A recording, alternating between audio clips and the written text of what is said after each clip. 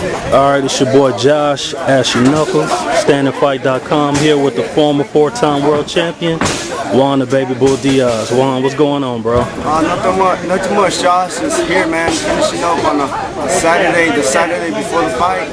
Finished up with a great day of training. Sparring with three of the guys that I brought in from out of town. Well, I'm not completely done. I still got to go about 40 minutes for cardio, man. But you know, I feel great. I feel excited. One more week before the fight. All right. You'll be fighting up against former junior welterweight champion Paul Malignaggi out of Brooklyn, New York. And Paul has been letting anyone know who will listen what he's going to do to you. What do you have to say about that? Oh man, you know they call him the Magic Man, but I think he should be probably the Trick Malignaggi, because all he does is, you know, he can do tricks but not magic. All the magic that's gonna be done on Saturday night is gonna be by the Baby Bull. Right. Paul Malignaggi has a style indicative of him being a finesse boxer, a speed boxer. Do you see anything in his game that you think may give you any trouble in the ring? Well, obviously, man, his lateral movement, he got one of the fastest hands in boxing. He can throw a 3, 4, 5 punch combination and move. And if I let him fight his fight, which is let him punch and move, then it's gonna be a long night for me. So that's the only thing I'm concerned about, and I'm not gonna let him out-punch me and outwork me from round 1 to round 12. Okay. Few people have been saying Paul Malignaggi is not the same fighter he used to be. Some say he doesn't have the power that's going to hold you back. Do you bother listening to any of those comments? Do you let it affect your training in any bit? Not at all, because you know a lot of people underestimate my power, and they say that I'm not a power puncher. And yet it's still, I became a 4-time world champion. They say Paul Malignaggi doesn't have no power, but yet and still he became a world champion. There's a lot of guys that have power, that have that one-punch knockout power, but don't ever amount to nothing, don't ever become champions. So, you know, that tells me something. That tells me that he's a smart fighter, and that a lot of people may underestimate his power, and I'm not going to be one of those guys. Okay. You're testing the waters in the junior welterweight division, because this fight is taking place at a catch weight of 138.5 pounds. If you are successful on the 22nd, are you going to enter into the junior welterweight division and campaign with the rest of the super talented fighters in that division? Or are you going to go back to lightweight, possibly setting up another high-profile fight against one of the elite down there? Well, man, right now the lightweight and the super lightweight division are very hot. They have a lot of great fighters, and you know, I accomplished my dream of becoming a world champion not only once but 4 times. Now my goal is to make a statement in boxing, leave a mark in boxing and the history of boxing.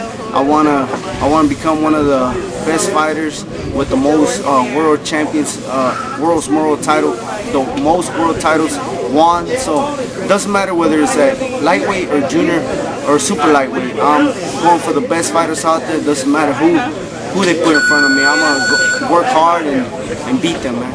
Gotcha.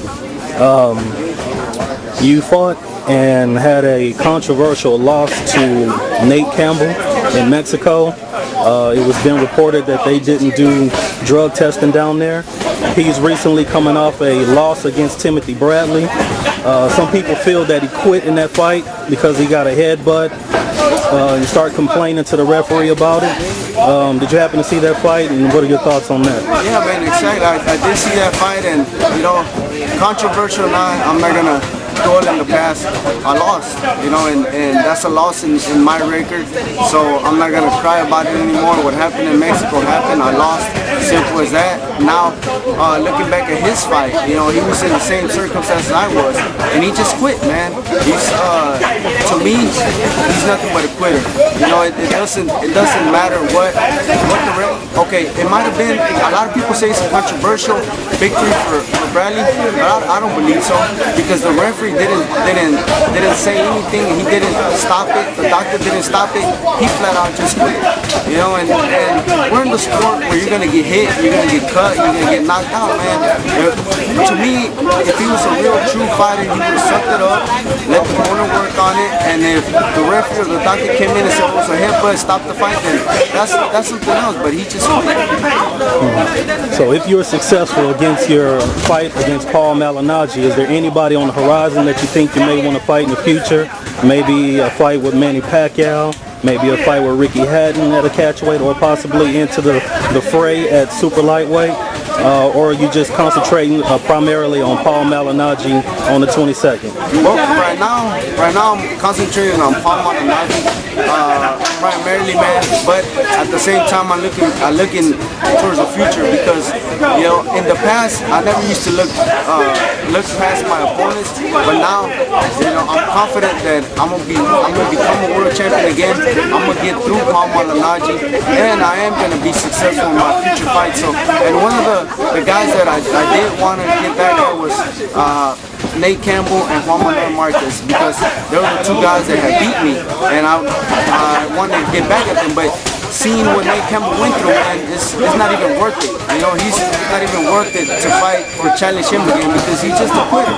And Juan Marquez, I would love a rematch with him, no matter whether the outcome of Mayweather and his fight in September. I would love a rematch because I'm pretty confident that next time around things are gonna be different.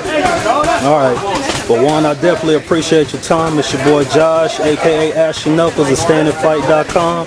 I'll catch you at the fight, or I'll catch you at the weigh-in, bro. All right, Ashy Knuckles. All right, bro. Be easy.